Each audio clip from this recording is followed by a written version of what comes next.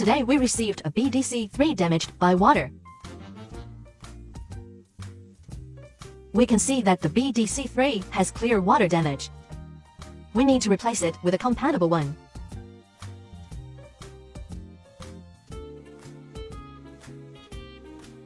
Let's prepare compatible BMW BDC-3 module. When opening the BDC-3, clean the connectors here. This will also soften the glue on the connectors. It will be risky to damage the cover when opening it. Now remove the CPU from the original BDC.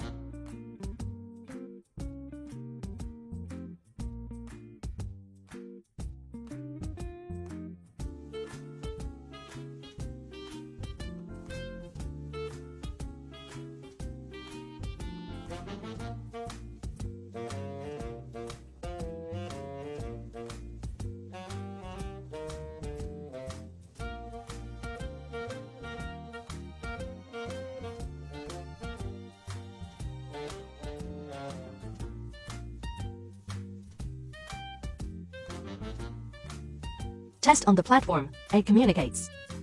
Last part is to pair it to the core with SEs.